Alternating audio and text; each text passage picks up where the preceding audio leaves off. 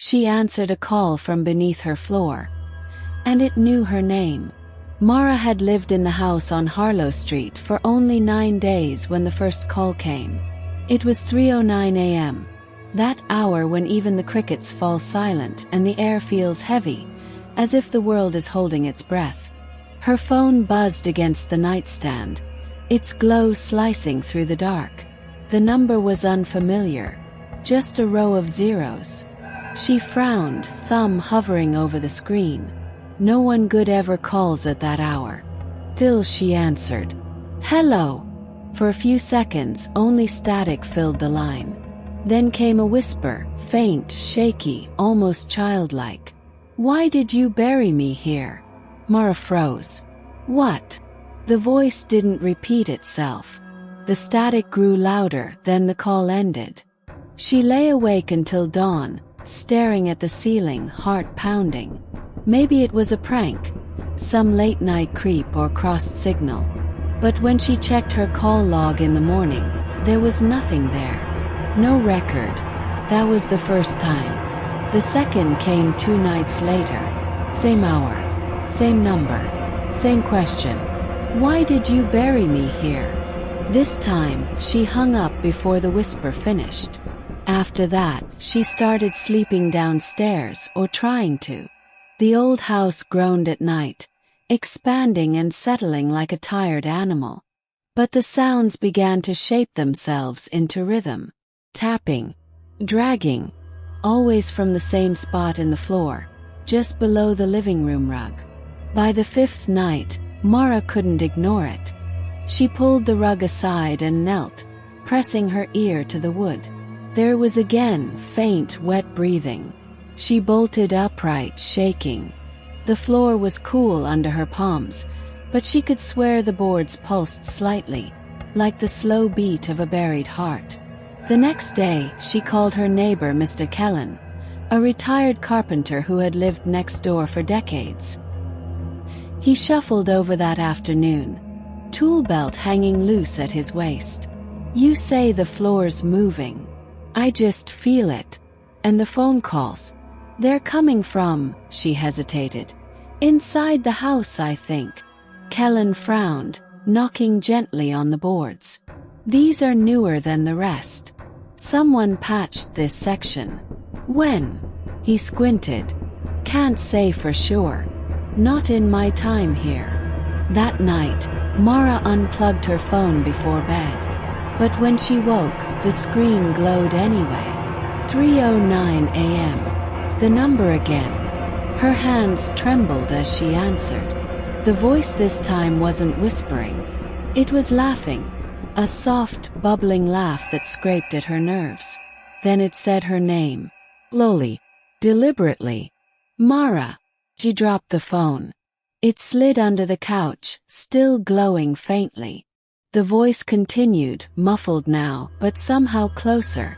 She could hear it whispering from beneath the floorboards. By morning, Mara's nerves were threadbare. She hadn't slept. The phone sat face down on the kitchen table, its battery dead, but she could still hear faint echoes in her head. That laugh, her name, spoken in her own voice. She needed answers. When the sun rose, she found herself outside again, knocking on her neighbor's door. Kellen answered with a mug of coffee in one hand and suspicion in his eyes. "You look like hell," he muttered. "I need to know who owned that house before me," she said. "The realtor told me it had been empty for years, but someone patched the floor." "You said that yourself." He rubbed his chin. "You're talking about the old Whitaker place." "Yeah, it sat empty for a long time after the accident." "Accident?" He hesitated. "You didn't hear about that before you bought it?" Mara shook her head. "About 20 years ago. Woman lived there alone. Her name was Evelyn Whitaker. Folks said she went missing one winter. No sign of struggle, no blood. Just gone. Police searched everywhere but never found her. Husband had died a few years before. No kids." Mara felt her stomach twist. Was she ever found? Kellen sipped his coffee, eyes drifting toward her house. No. They just stopped looking. He paused. You sure that's where the sound's coming from? Beneath the floor? Yes. Maybe you should talk to Clara Munn. She works down at the Historical Society. Keeps all the old property records. If anyone knows what happened, it's her. The Historical Society sat 2 blocks from the river, an old brick building that smelled of dust and secrets. Clara was already there when Mara arrived. A small woman in her 60s, hair in a silver braid, her desk buried beneath stacks of files. When Mara introduced herself and mentioned the Whitaker house, Clara's smile faltered. Oh, she said quietly. That house. Mara nodded. You know about it. I know more than I want to. Clara pulled open a drawer and slid out a faded folder, its edges soft from handling. Inside were yellowed photographs. The house, decades younger, standing proud among bare winter trees. This was taken in 1987, Clara said. Evelyn Whitaker disappeared that year. They said she'd been unwell for months. Hearing things, talking to herself. She'd lost a child before that. A little girl named Mara. The air left Mara's lungs. What? Clara didn't notice her expression. She was already pulling out another document, a death certificate. Child died in the house. Carbon monoxide leak in the basement, they said. The husband sealed it up afterward. When Evelyn went missing, they tore part of the floor to inspect for damage, then replaced it. But there were rumors. Mara swallowed. What kind of rumors? That she'd gone mad. That she blamed herself. And that some nights, neighbors swore they could hear her talking to the little girl again. From under the floorboards. Mara's vision blurred. Her hands shook. You said the child's name was Mara? Yes, Clara said gently. Coincidence, I'm sure. But maybe you should leave that place alone. That night, the air in the house felt thick. The smell of damp wood clung to every corner. Mara sat on the couch, staring at the spot where she'd first heard the breathing. Evelyn, she whispered. What happened to you? Her phone buzzed on the table. Battery 2%. No charger plugged in. The screen lit up. 3:09 a.m. Her reflection in the window stared back, pale and trembling.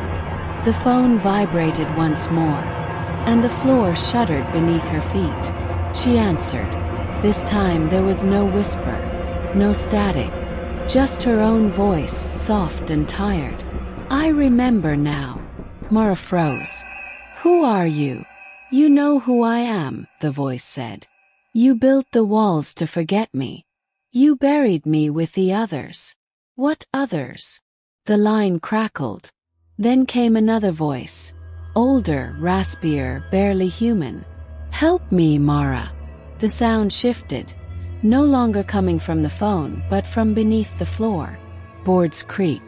The air turned cold enough to sting. A single nail popped loose, then another. Something was pushing upward. Mara dropped the phone and ran for the door, wrenching it open. The night outside felt unreal. The street dark, silent, the moon unnaturally still. Across the road, Kellen's house was black. Not a single light on. Then, from behind her, the voice called again. Mara, don't run. You promised you'd never leave me again. He turned, and standing in the doorway was a figure. A woman, pale as dust, hair tangled with cobwebs, eyes wide with grief. Evelyn Whitaker. The woman stepped forward, her hands trembling, her voice cracking as she spoke. You shouldn't have come back, my little one. And then she smiled, a brittle, broken smile. Because Evelyn wasn't looking at Mara. She was looking through her. Mara couldn't move. Evelyn Whitaker stood framed in the doorway. Translucent, her form flickering like a reflection seen through rippling water. The air around her warped, bending the light until even the shadows seemed afraid to touch her. "I don't understand," Mara whispered. "You're dead." Evelyn tilted her head. "Dead? No, child. I've just been waiting." Her voice trembled, heavy with sorrow. "You left me here. You closed your eyes and forgot me." "I'm not your daughter," Mara stammered. "My name is—" Evelyn's lips curved upward faintly. "You always said that. Every time I found you." A sound echoed from deep within the house. A hollow, dragging scrape. The same sound that had haunted Mara's nights, now moving closer, circling beneath the floor like a restless tide. She backed away toward the door, but the moment she stepped outside, the air shifted. The street, the entire neighborhood, was gone. Only fog stretched in every direction, thick as wool. Behind her, the house groaned.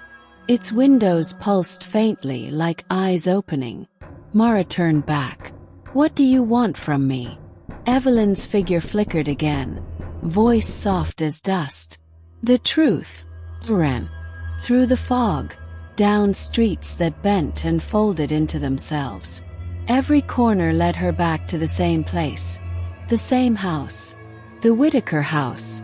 It stood alone in a sea of gray, lights glowing faintly from its windows as though the inside were burning. Her phone buzzed in her pocket. 3:09 a.m. Her heart hammered as she answered, even though she knew she shouldn't. Her own voice spoke again, calm now, almost tender. "You can't escape a memory, Mara. You built this place so you wouldn't have to face it. But you sealed me in here with you." "What are you talking about?" she cried.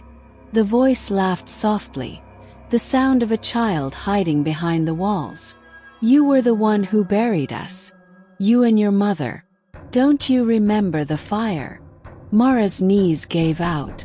Images flickered, smoke, screams, a hand dragging her down a hallway. Cellar door. The sound of someone pounding on the other side. Her mother's voice frantic. "Stay down there. Don't breathe the smoke." Then blackness. When she opened her eyes again, she was standing back in the living room. Only the furniture was wrong. The wallpaper faded, peeling in long strips. A woman knelt in the center of the floor, hammer in hand. Evelyn Whitaker. Her face was streaked with tears. She was speaking softly, whispering to the floor. "It's all right, my love. Sleep now. Mommy's here." Mara stepped closer. The boards beneath Evelyn's hands were wet with something dark. Not blood, but tar, thick and glistening. The air buzzed with the sound of flies. And then Evelyn looked up, right at her. Not as a ghost this time, but alive. "Why did you come back, Mara?" she asked. "You said you wanted to stay with me forever." Mara's voice trembled. "You're not real. You're just—" But Evelyn smiled sadly. "Oh, child, neither are you." The house shuddered. The walls began to twist, wood and plaster folding inward as if the structure itself were breathing. The air filled with a faint hum of 100 overlapping whispers, buried voices, crying softly beneath the floor.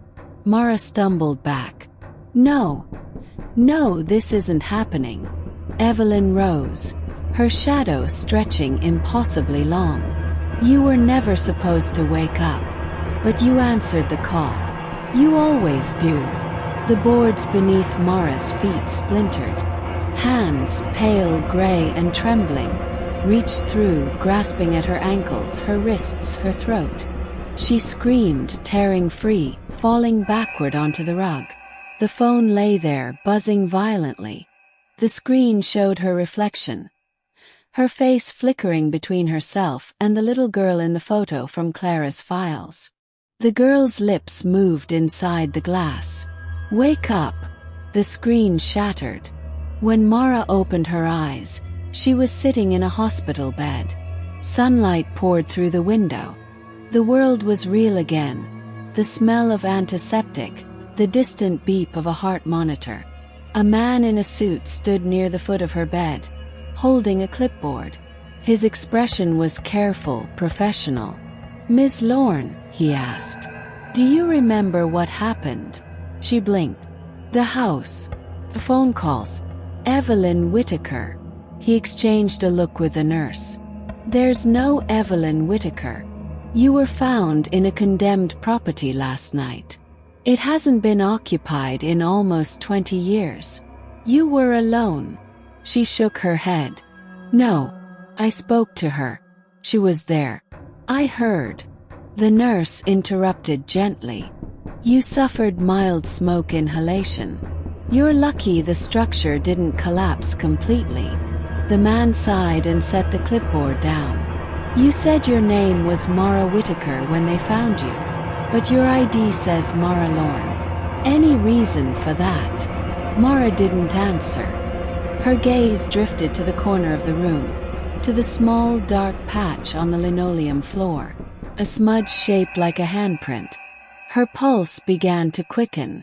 "I want to go home," she whispered. The man hesitated. "You mean to the house on Harlow Street?" She looked up sharply. "How do you know that address?" He frowned. "You said it when we brought you in." Then his phone buzzed. He glanced at it, annoyed, and froze. 3:09 a.m. Mara's breath caught. "You should hang up," she whispered. He gave her a puzzled look and answered anyway. "Hello." For a moment there was only static. Then his face drained of color. Slowly, he lowered the phone and looked at her. "They asked for you," he said. Mara's heart stopped.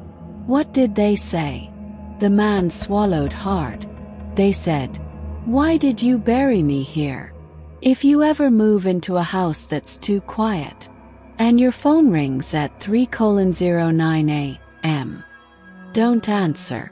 Some calls don't come from this world anymore. They come from the ones we've buried beneath our memories. If you're still listening, leave the lights on tonight, and subscribe for more stories from the dark."